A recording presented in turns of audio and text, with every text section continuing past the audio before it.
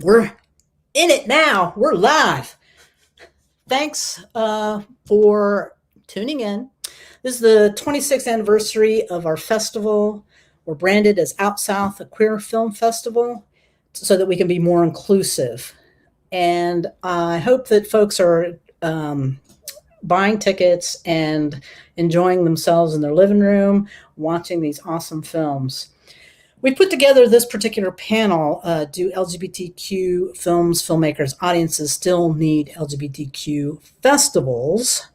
So that we could have a community discussion and have filmmakers chime in about this, because it's something that I think OUTSOUTH has been struggling with as an identity as far as how to proceed and program films. So we asked our entire list of short film filmmakers to select into different topics. And the folks that came aboard and wanted to talk about this topic, I'll introduce one at a time, their film and the person, and then we'll kick off with some discussions. So the first film is HANGRY. Tennessee Martin is, yes, please add Tennessee, is a Southern, I love that, Southern screenwriter from a big family. Guess how many? It's less than a dozen. It takes up 2 hands worth of fingers. It does indeed. Siblings. In fact, she studied at digital film visual arts at Stevens College, a very prestigious women's college. And that was an important fact, I thought, and I was really impressed to see that we have one of the 7 sisters. Is that right? Actually, no, it's not, but it is the second oldest women's college in the U.S. Okay.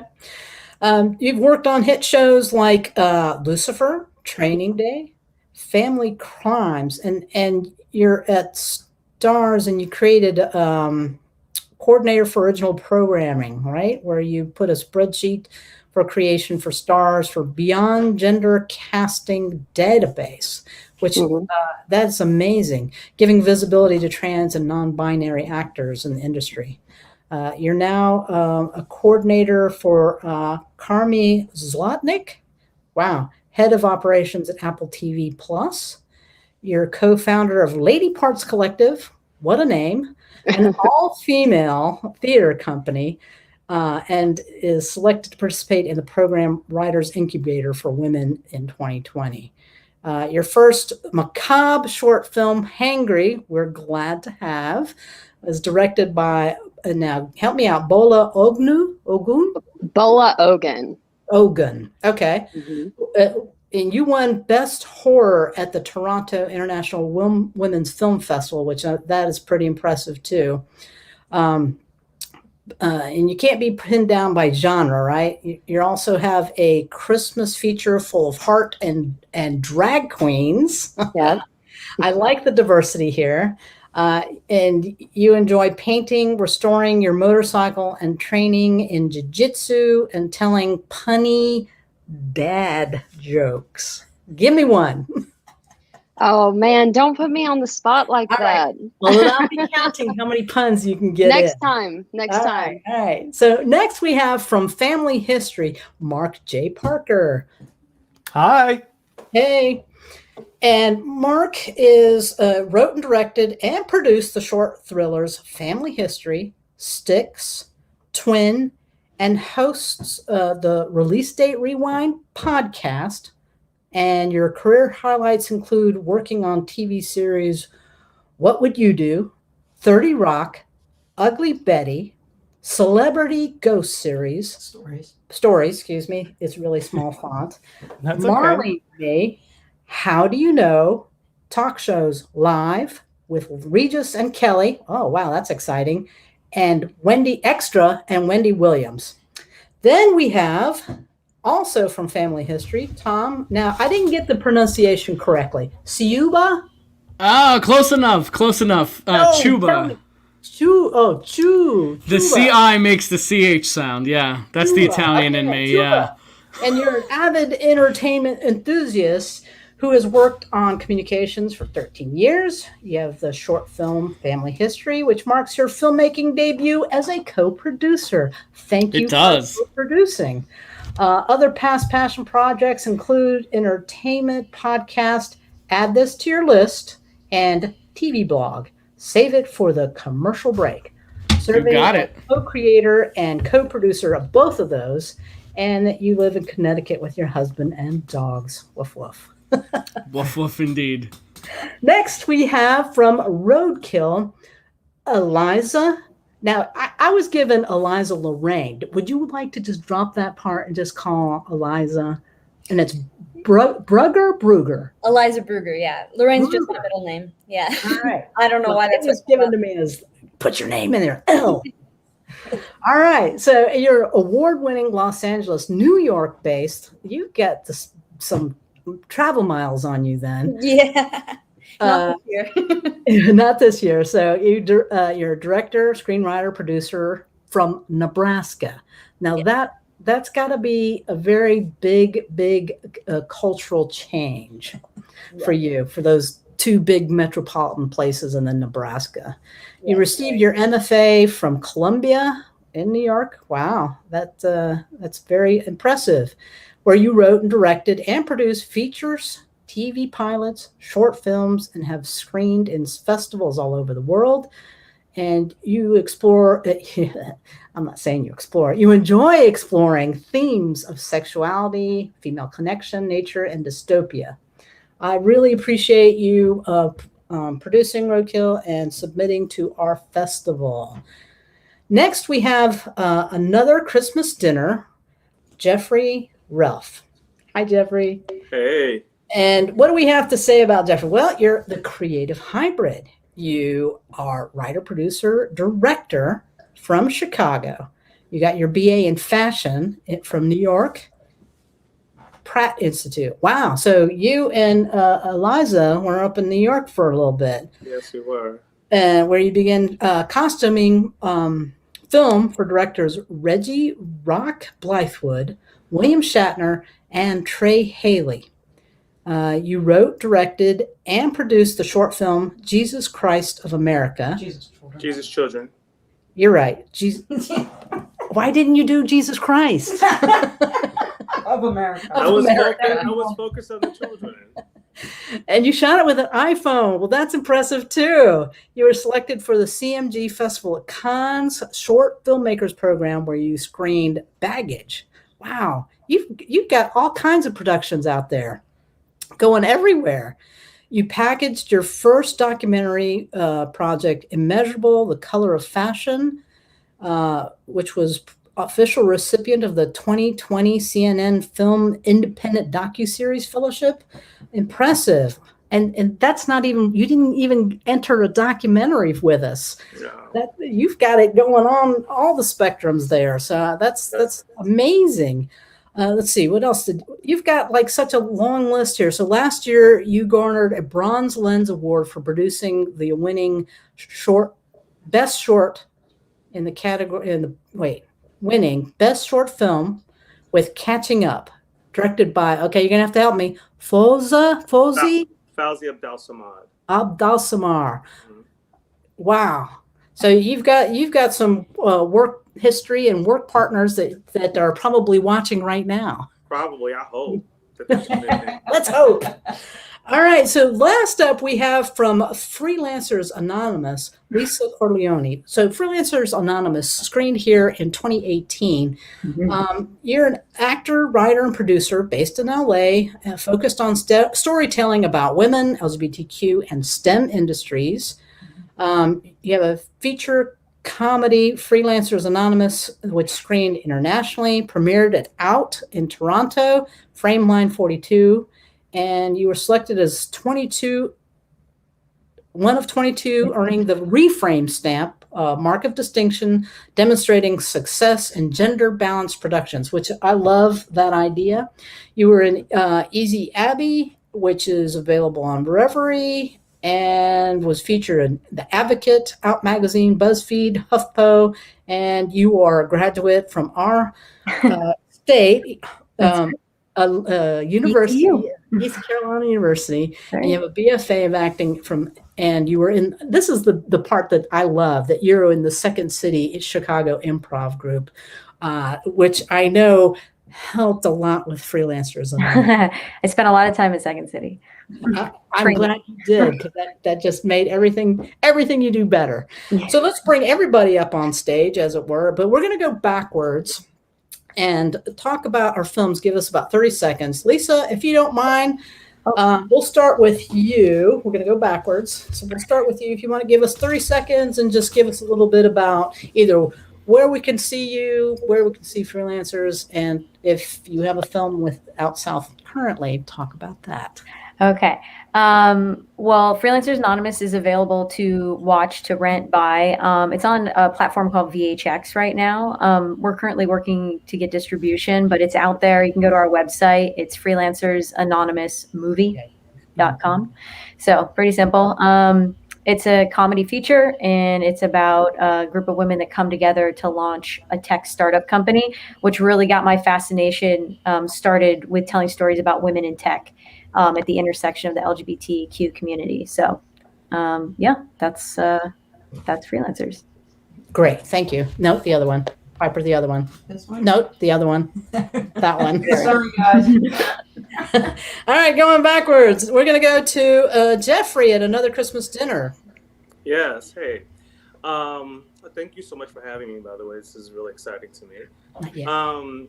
My film Another Christmas Dinner is screening currently at OUTSOUTH. It's also simultaneously screening at Broadlands. So we're excited about that. And we were also just nominated for Best Screen Short at the Florence Film Awards. We didn't win, but the nomination I thought was amazing. My film is ultimately about the trans experience, and I was working on creating the idea of just normalcy with trans people. Ultimately, I was just creating a different type of Christmas movie, something that could be timeless, always watched. You know how we have those kind of go-to Christmas movies, but we've never seen a Christmas film with the trans lead. So I thought I would create one, and I think it's just very beautiful and warm and gorgeous, and I think it speaks to everyone in the LGBT community and outside of it as well. So that was really the whole point, Agreed. It's always fun to see Christmas in August, too, on our screens. Listen, it never gets old. That's right. And we're going to go to Roadkill. Aliza. So Roadkill is currently screening at OutSouth. It's also screening at Outfest in Los Angeles right now, starting on Friday. It's a short film about a roadkill removal worker who is pretty lonely, and this woman comes to town, and they start a brief love affair. And it's shot in my hometown in Albion, Nebraska, which is a very, very small town. So it's kind of about ruralness and queerness and the intersection of those two identities. Wow. Yeah, that's some nice trivia there, your hometown. So, Family Parker, let's start with Tom, and then we'll go to Mark. So you can Sure. Yeah. Sure. So our film is about a couple, Sam and Evan, and Sam brings Evan home to meet his very conservative, reclusive father. And Mark, you want to give the twist? Oh, okay. So, Don't give it away. Don't give it away. Well, no, not the twist tagline. That is. Well, secrets rise to the surface in There family you go. history. So, yes, that's all we'll say. But hopefully everyone out there will check it out. It's at OutSouth until the end of this week. Next up, we are screening in Birmingham at the Sidewalk Film Festival and then the New Jersey Horror Con. And the plan is for the short to have a few more festival screenings, either in person or virtual, until Halloween. And then it'll be released online, probably on Amazon Prime, right in time for Halloween. So yeah, we're pretty happy with it. Yeah, so we had quite a few horror films come through, and HANGRY is kind of in that category. So Tennessee, you want to talk about Hangry? Yeah, so Hangry is definitely in that category, horror, thriller-ish, about a 17-year-old who has to do some questionable things in an effort to save her mother's life. And it's shot in a meat house, much like the one that I worked in when I was growing up. So a slaughterhouse behind her home. We are going to be in Chain, New York City Film Festival. We just got into Pasadena, so going to be playing out here. Cloud9 in New York as well. So a couple of places coming up, and still awaiting the verdict on many more, but very, very happy to be at OUTSOUTH. Thank you. We appreciate you submitting. So let me just start a little bit here. We have this idea that, LGBTQ films, filmmakers, audiences still need LGBTQ film festivals like ours. I have to say that your film, Hangry, stirred a little bit of controversy, which, sort of leads us into this conversation, because there isn't anything overtly LGBTQ on screen. We made a conscious effort to include you as a filmmaker, or not just you, but your production team. Yeah. So talk about a little bit about that. Why should we have included Hangry or not included Hangry? Yeah. It's funny that you bring that up right off the bat, because it's something that I have sort of been faced with and addressed since shooting Hangry. I've been out since I was 15 years old. And I came out in the Bible Belt of Tennessee and had a very, very difficult time coming out. So I'd say that I stamped my queer card pretty hard. And, one thing for me, I love queer stories, and I love when they are overt, but I also just love people. And I love people who happen to be queer, who are just living their normal lives. And not everything has a rainbow on it. Not everything, is a coming out story. For me, that was just me growing up, being 17 in a place where it wasn't okay to be gay. We didn't talk about it. The only time it came up was in a slur, or when I was being condemned for it. So that choice for me, there are subtle things in the set design that I wanted to include. I've got my hat collection hanging on the wall. I've got my Pat Summitt signed Tennessee Vols basketball in one shot in the corner. And the stepfather of the lead character does call her a faggot at one point. But that's it. That's really the only addressing of her sexuality in the entire film. She just happens to be queer. So I've actually not gotten into a number of queer film festivals because it wasn't overtly queer. Which is super fascinating to me, but it does sort of lead into this conversation around, are these festivals important? Who should be included? What content is queer enough? What filmmakers are queer enough to be, involved in these festivals? For me, I felt that the heart of the film, and if you could see behind the camera and you knew the diversity that was shooting the film, how many people identified as queer on our set, you'd know how queer this film was. I would like to see a blend. I definitely think that these festivals have a place, because I think that we have a place, and I think it's important for us to come together and to unite and be able to share tricks of the trade. But I also think that it's important for us to pave our way into other festivals and kind of break that ground for a more broad inclusion. What I find interesting too, Tennessee, is that Aliza's film, which you probably should try and catch, Roadkill. You had me with queer and rural. Right? If you were just sort of generically talking about, queer and rural, you've got Roadkill. You really are kind of along the same thread. The difference Mm-hmm. being, this is an overtly, queer romance. Romance. Yeah. So, Aliza, how do you feel about, the idea that, we have at this festival here? Have you tried to get into mainstream festivals with Roadkill?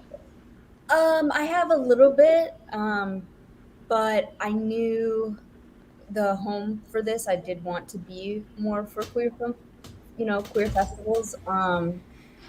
I do think that there's a huge need for queer festivals, not just for the sake of, not necessarily like to zone in on queer films, but to build the community within the film industry with other queer filmmakers is where I see a lot of value.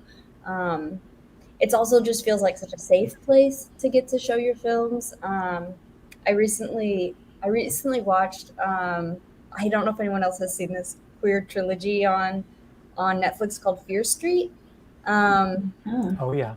But I started watching it and immediately started to get like this feeling of like, is this going to be like, a trilogy that's like terrible to women, and like, do I really want to settle in for this? And so I like was Googling the director, and I saw that she was queer, and I was like, all right, cool. I feel safe. I could settle in and watch this like nasty, wonderful horror trilogy all in one night.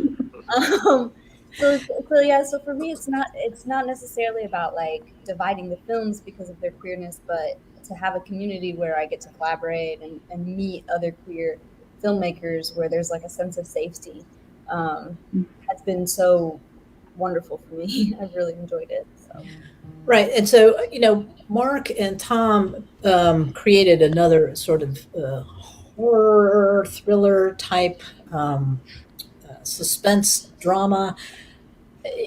Have you gone to different themed festivals outside of the LGBTQ, and how has your film been received? Yeah, it's a very interesting, weird, like Venn diagram. I don't know what you would call it of a film, because it is a horror film. There's death, there's suspense, there's some disturbing material, and then it's a queer film. So it's funny, sometimes we're not scary enough to be in the horror festivals. We're not, I guess, highbrow enough to be in the big festivals, and then sometimes we are not, like Tennessee was saying, gay enough or queer enough for some queer festivals. So it's amazing when OUTSOUTH and luckily a few other festivals have given us, a platform, because it's that weird convergence of the three kinds of things there. Tom, you want to say anything? Yeah, I think, Mark, when you and I started strategizing about the festival circuit, we said, it's kind of hard to pigeonhole this movie or to pinpoint it as one particular genre. So that definitely kind of played into our strategizing. And I think for the most part, we have mostly applied to queer or horror film festivals in the end. And those are the ones that a majority overwhelmingly accept us. Yeah, luckily. And so, this leads me a little bit to Jeffrey. You have this other genre, right? You have. I was sort of wondering. Was a lot of discussion. There's this little bit of hidden intrigue as far as like the reveal of what the story is about. And I thought it was interesting too that you had done this in a way that wasn't from the character, what was the character's name? I've already forgotten.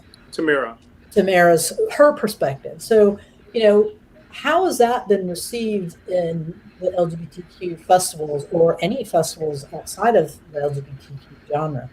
So really interesting, kind of very similar to what the boys were saying, but also Tennessee as well. I just want to do interesting films about interesting things that interesting people. It's really quite that simple. And for me, although we are dealing with the subject of trans, this Tamara's family accepting her, seeing her, but her coming to, their annual Christmas celebration, pretty much fully realized as herself as a woman versus who, you know, she was raised as a, you know, young man, which is Tony. But there's nothing about Tamara that's not a woman. She's a woman to me. And, you know, that's actually how she's presented, you know? And so for me, the film is really for everyone, to be quite honest. You know, I knew when I was gonna, when I started to think about the festival circuit, that I was going to do both LGBT and non-LGBT festivals, and just let people figure it out as to whether they feel like it works for them or not. You know what I mean? Because my film is really for everyone, you know, and it is from the perspective of Tamara and her father. Because ultimately, we talk a lot about people kind of meeting people where they are, receiving them fully for who they are. But a lot of times we never talk about the people outside who are also affected by their transitions or their choices. In this instance, her dad. Everybody else, and I think her family has figured out, but her dad is still struggling with it. And that's a real thing. You know what I mean? Because unfortunately, even if he wants to, you know, meet her where she is and really fully accept her because he clearly loves her, he still is struggling with it. And I think it was very okay to show it from both of their perspectives. I was gonna just show it from her perspective, but as I started writing it, I was like, you know what? This is his story too. Okay. Well, you know, Lisa, your film, I've had the you know, the pleasure of seeing your film. I would say that it, as queer as it is kind of the least queer. It's a broad comedy. I mean, you know, it's not, because there's the big gay wedding, right? So, Right. Sam's wedding, I mean, it's a pretty, you know, straightforward, like a lot of what everyone's saying. I mean, we just made like a broad style comedy. So, yeah, I mean, I'm someone too who's like, after doing Easy Abby, which was so much fun, and it was so had so much sexuality to it on screen, which is great. This, on the other hand, Freelancers Anonymous was a different way of telling a story, and it was more about the women creating a company and entrepreneurship, and that is something that interests me. They just happened to be gay, so that was yeah. That was what was different about this one. Right, and that's kind of what I was thinking. Is it's an ensemble cast with a lot of moving parts, with some sub themes going on, and comedy, which is, it's harder. We did find, in terms of programming, you know, of course, across we did also try to get into more mainstream festivals and LGBTQ festivals as well. But yeah, we found our place in the LGBTQ film circuit in 2018, 2019. And yeah, it's hard. I've heard it's hard to program comedy, but it's so much fun to be in the theater with people watching a comedy. That community that I think Aliza was talking about is for the audience as well as the filmmakers. And it was probably my favorite part of the whole movie, is just listening to the audience laughter. I was like, oh man, now I'm gonna have to make another one. Great. It's the aphrodisiac that keeps you pulled in. Yes. So the festivals are totally, I want to answer this question because I actually really thought about this, and I was like, and what I'm hearing from everyone is very similar, which is the more content that we make, the more important it is, because we have more nuance. And when we have more nuance, we have more inclusivity for LGBTQ audiences, and for people outside the community who may be able to identify in a gray area, because those gray areas of life are the universal parts of life, really. So, and that's what makes us mainstream. I really think that like these festivals help us to drive the narrative. Like, we're the artists who are making the stuff, that are learning and growing in these spaces and experimenting with storytelling. And like, this is our space. Like, there's more out in the world because we've proven there's a market for it. There's no, I mean, this festival's been around forever. Let's talk about that, because right now the great equalizer has been the internet. We're not into the studio model. We're not into this, the self distribution model. It's a lot easier to put things on platforms like Reverie and Amazon, and all the little sub streaming specialties out there. Why do we need a festival? What is it about a festival, specifically Eyeballs, that makes, making that queer film, making the film about family, making the film about, kind of screwed up relationships, or rural America's experience in this theme? Why come to us instead of just self-distribute in another place? For me, the answer is pretty simple. For me, it's just about having that space, right? You hear a lot of talk today about queer spaces disappearing for whatever reason, right? Many people attribute it to the fact that things have gotten better societal wise. But to have that space where something is an LGBTQ plus queer festival where you're going to be seeing stories about you, characters that look like you, attending with people who are like you. There's just something special about that we're kind of losing today. So for me, that's the reason why we still need these kind of festivals. Yeah, and can I chime in on that? I concur, but also I think that it stamps, it stamps the project, with validity. I mean, I come from PR originally, and so these spaces create the buzz, the conversations, the familiarity with your project, with you as a filmmaker. I think that Aliza, right? Yeah. I think Aliza said something earlier that's very important. She was just like, you don't really know if the other festivals will receive your work. I actually rolled the dice because I really thought that my film is really for everyone. You know what I mean? But I was definitely going to actually go to festivals. But I'm glad that there is an LGBTQ outlet as well, because that means that they're looking for something very specific. And even within the LGBT film festival community, you still might not be accepted because of almost what everybody just said. You might not be queer enough. You know what I'm saying? Like, you don't really know who Tamara is until later on in the film. The reveal is much later. Everybody might be like, you know what, this is not actually LGBTQ enough. But I mean, like, how much more LGBTQ plus can it be? But I think that these festivals are important for those particular reasons.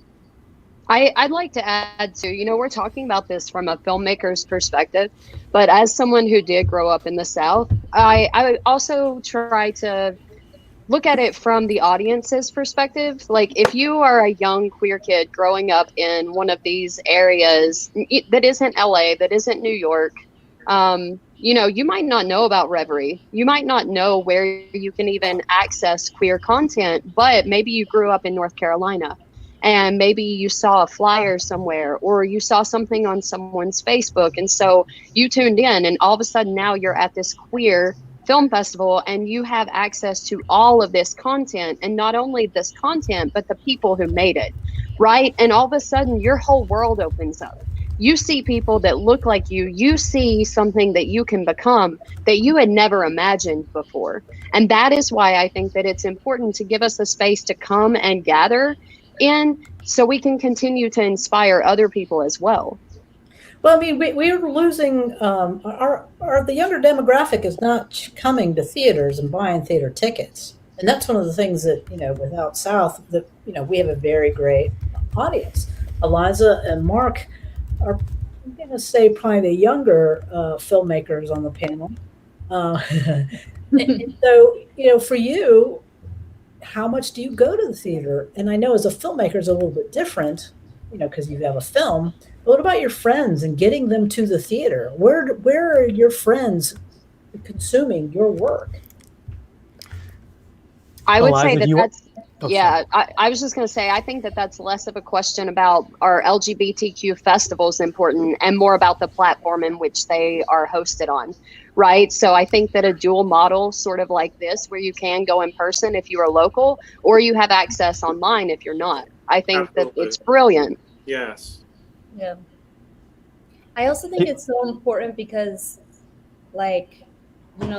LGBTQ is sure this big umbrella, but there's so many different ways you can identify within that. And so if you're just posting online a single video, you're not getting the experience to grow and learn from each other and be challenged and fight and butt heads and make up and all the things that could happen at a festival mixer or a panel discussion where it's just we really the queer community really, needs to rely on each other, I feel. And like so much of our culture is based around like the party scene and like hookup culture. And I talk about that all the time, I swear. yeah, and like to have a place that's not that to get to communicate, and on Yes. top of it, it's film, like probably all of our favorite things. Yes.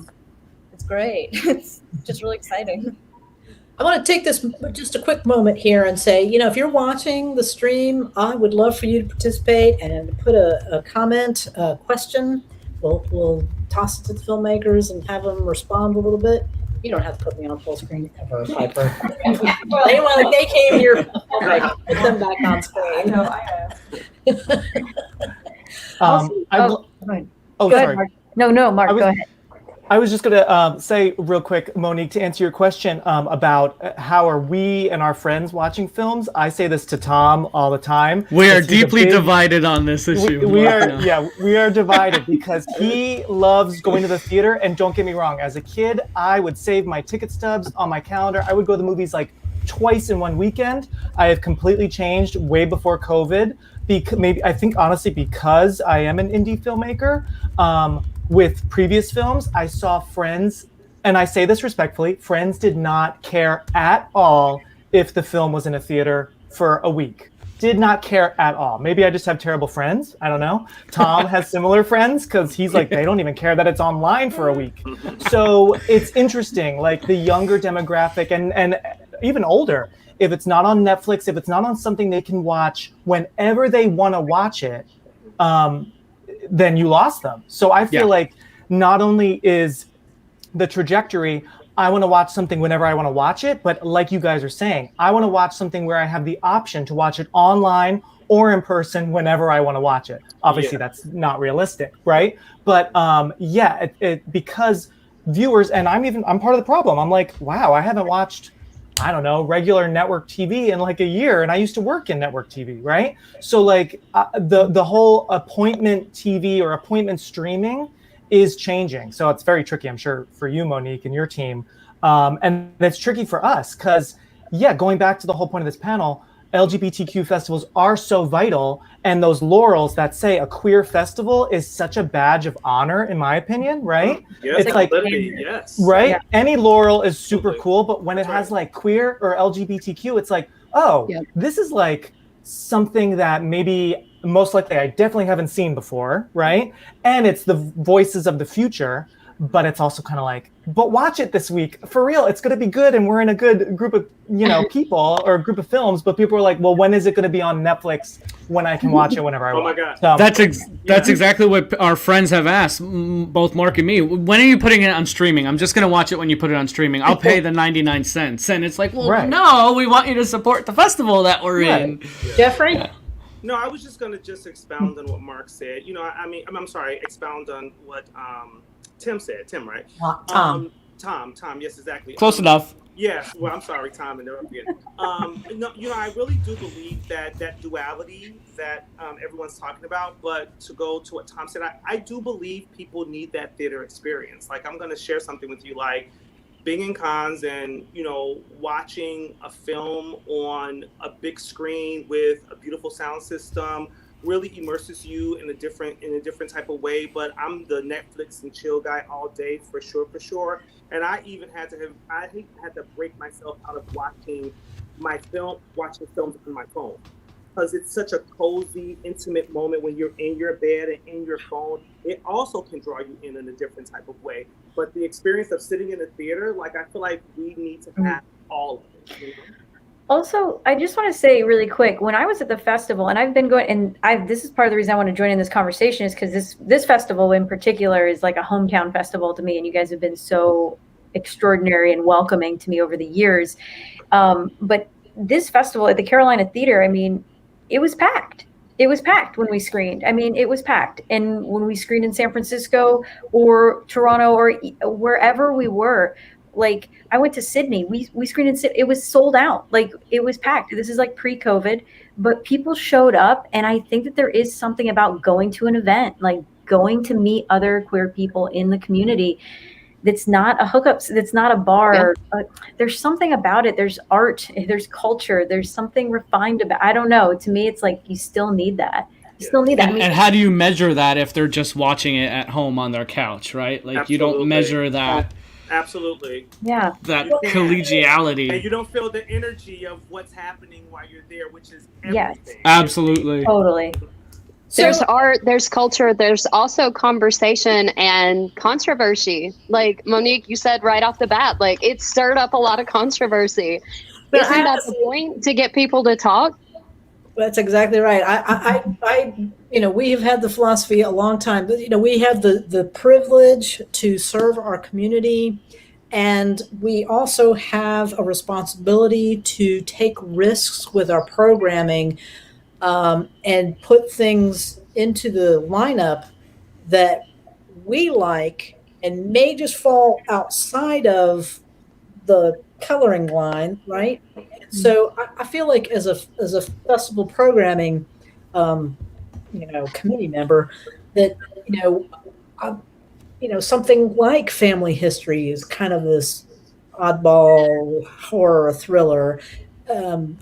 Should it be in there? And then HANGRY was one of those super controversial as far as the committee goes, and sometimes we're just like, yeah, I like the filmmaker. I followed the filmmaker's career. They've submitted in the past. We've had the privilege of serving our community for 26 years. I mean, we've seen a lot of filmmakers, come peak and fall out into, they always move to broadcast and bigger things, more mainstream things, which is kind of, that hurts, because I want to see all of you guys make more films to bring back to us. So we have about, 90 seconds or so before we're supposed to cut ourselves off. I appreciate your insights. Do you want to talk about, your film at other festivals? We can do a round robin real quick and then say our goodnights. We can start with, we'll start alphabetically with Aliza. Sure. My experience submitting Roadkill has been kind of opposite of what I expected, in that I started off with like a bunch of tiny festivals. It started getting smaller ones, and now it's gotten into bigger and bigger queer festivals like OUTSOUTH, OUTFest. It's going to be at Reeling, the Chicago one, and the big queer Atlanta Film Festival.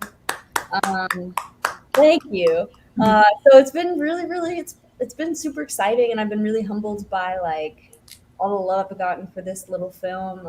And it's been really like, it's just given me a lot of like warmth, because it was such a, I shot it in my hometown. It was so like very obviously based on my own experiences. And so to be able to connect with people and that they're connecting to that story has been really great. All right. Well, we appreciate you submitting and thinking of Out South. Jeffrey, just by the alphabet. Yes, thank you. So I think I said earlier, the film is simultaneously screening at Bronze Lens as well, which is a non-LGBTQ festival and an Academy qualifying one as well out of Atlanta. And just the nomination that we had earlier this year I didn't even expect that, so I was very excited about that. And there's a multitude of other festivals that I'm just waiting to see if we got in or not. I mean, a lot of them. Well, there are a number that we did not get into, but I don't really have any expectation. I only submitted to where I thought it would fit very well. I really went through every single festival and made my list, and I knew exactly where I felt like if it gets screened here, this is not where it should be, you know what I mean? But everybody doesn't, it's not for them, And so I'm just excited that the buzz has started. I'm excited that people are excited about the film, and I can't wait to see the other places that it'll be screening. So yeah. Good luck with that. So Lisa, you're included in here. Tell us where we can see you and your work. Freelancers Anonymous is on our website. It's freelancersanonymousmovie.com. and you can watch it on VHX for now. And hopefully down the road, we get it on Netflix or another major streaming platform. I will say that film has launched me into a new space for myself as an artist and what I'm writing, and my next feature that I've been working on during the pandemic, which is a story solely about women in tech. There are LGBTQ characters in it, and it is inspired by a true story. And I'm finding that I'm getting really into historical fiction, and finding that I want to learn more about history, our history as a community, and about women in STEM, and make a comment about where we're at in society today for women in STEM. So that's something that's really, really important to me that came about because of Freelancers. Well, I enjoyed the film. Good luck with that endeavor. Mark, and then we'll do Tom, since you guys come as a team. Yeah, Sorry. We're a it's package deal. There you go. Yeah, so thank you again so much for this. So yeah, very quickly, family history. This is I just counted, our 19th screening, whether virtual or in person. So, we'll have a few more, thank you. We'll have a few more. Next up is Sidewalk in Alabama, that's in person. New Jersey Horror Convention and Film Festival, that's in person. Reeling as well, Aliza, maybe we'll be on another panel. Reeling, Chicago, Macabre Fair. So right there, that kind of shows you horror, queer, and everything. And my next project, Twin, is done. Maybe I'll submit that in the future. Another queer horror. That's my shtick. I'll throw it over to Tom. Yeah, I mean, all in all, the festival circuit has been great. I think Jeffrey said, it was surprising to see some rejections. It was gratifying to get some acceptances. Our film is controversial. Monique, you had called someone else's film controversial at the start of this panel. Ours is controversial in some ways too, and a lot of festivals had some issues with the film. But at the end of the day, we stick to our message, and it's about the dangers of homophobia. And yeah, that's it. All right. Well, good luck with the twins coming. Hopefully we'll see that. Tennessee. Yeah. Well, as I mentioned, we are in Pasadena Film Festival, so that'll be coming up in September. But I actually just wanted to say, this was my first film that I wrote and produced since college, and this was my first attempt at the festival circuit. And I don't really hold grudges to those I didn't make it into, but I do hold a very special place in my heart for the ones where I was welcome. And so OUTSOUTH has become my unofficial home. So I love you guys, and I really appreciate being included. Yeah. We love our filmmakers, right, Lisa? Yeah, definitely. You guys have been so supportive. And when Lisa, she came with Easy Abby the first time. Is that right? Yeah. Which is this hybrid, because it's not really a short, it's not really a feature, it's not really Web a series. it's a web series, right? Mm-hmm. When we're live and in person, we roll out that the Southern hospitality. We treat all our filmmakers, shorts and features, the same. We give you the same perks, the same adoration, and opportunities to mingle and be part of the festival. And that's beautiful. Thank you. Yeah. We couldn't do it without you guys making films, so thank you. All right, folks.